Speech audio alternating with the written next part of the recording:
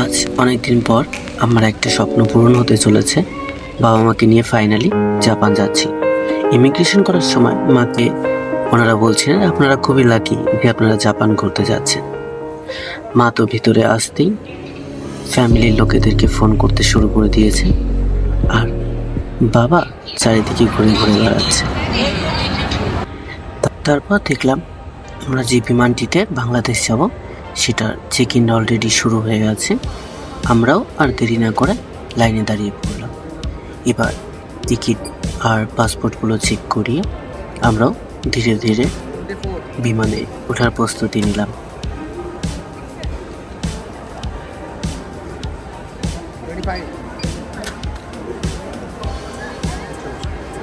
বাবা তো বেশ তাড়াহুড়ো করে ভিতরের দিকে যাচ্ছিল, যেন আমরা পিছনে কেউ নেই। যাই হোক, এবারে একটা ভালো ব্যাপার হলো যে লাস্টবার আমি যখন বাংলাদেশ থেকে কলকাতায় এসেছিলাম তখন আমাকে একটা ছোট্ট বিমান দিয়েছিল যেটাতে প্রচুর পরিমাণে মশা ছিল। এবার আর সেটা হয়নি, এবার বিমানটা বড়ই ছিল। এবার যেতে যেতে একটা বন্ধুর সাথে দেখা হলো, যেও সেম বিমানে যাচ্ছিল। ওর জন্য ও আমার ভিডিওটা করে দিল যাতে আমাকে ওই ভিডিওটাতে একটু হলেও দেখা যায়।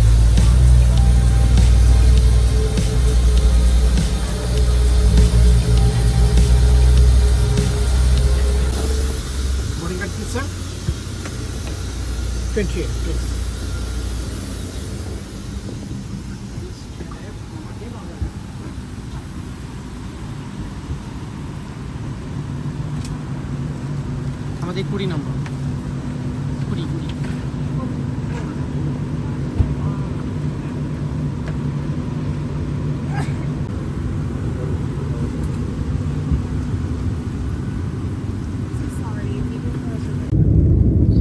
ফাইনালি টেক অফ করার পর আমরা এখন কলকাতার আকাশে।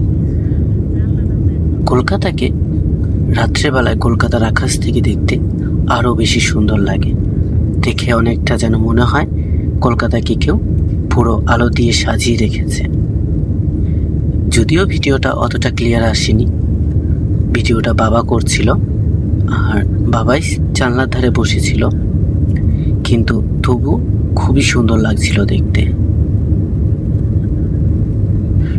যদিও কলকাতা থেকে বাংলাদেশ যেতে 30 মিনিটই সময় লাগে, যেহেতু এটা একটা ইন্টারন্যাশনাল ফ্লাইট তাই এরা ছোট্ট একটা টিফিনের ব্যবস্থা করে, যেটা আমার খুবই পরিচিত।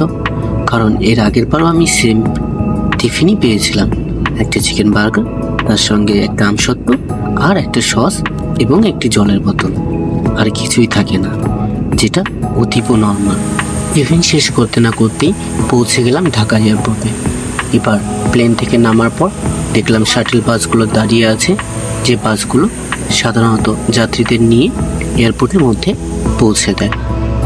ঢাকা এয়ারপোর্টে পৌঁছতেই আমরা পরবর্তী বিমানের যে গেট সেটা খুঁজতে শুরু করলাম এবং খুব সহজে পেয়ে গেলাম। দেখলাম আমরা যে বিমানটিতে জাপান যাব সেটা অলরেডি চেক ইনের জন্য রেডি হয়ে গেছে এবং তাতে মাল লোড হচ্ছে।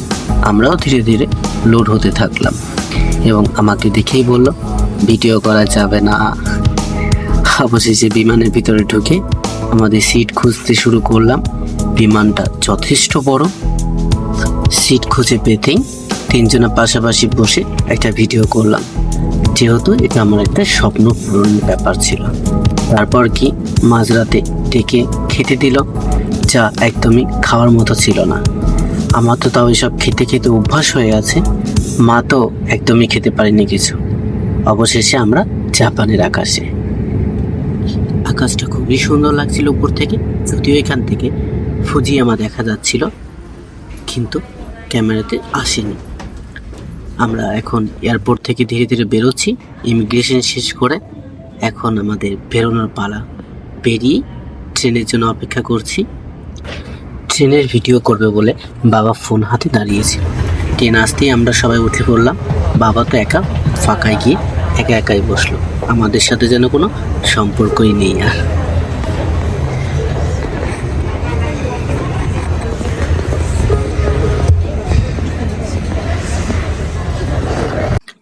ফাইনালি অনেক কষ্টে রুমে পৌঁছানোর পর এবার বিছানা পাতার পালা চলছিল। এটাই আমার রুম, ছোট্ট রুম। যদিও এই বিছানাটা আগে থাকতেই কিনে রেখে গেছিলাম বাবা মা আসবে বলে।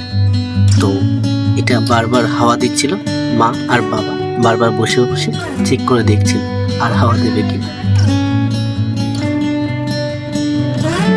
তো বিছানা ফাইনালি রেডি, এবার ঘুমানোর পালা। বাবার মা নিচে ঘুমাবে বেডে, আর আমার বিছানা সিঁড়ি দিয়ে উপরে উঠতে হয়। তো কালকে রাতে যেহেতু কারোই ঘুম হয়নি, তো এখনকার মতো গুড বাই, টাটা।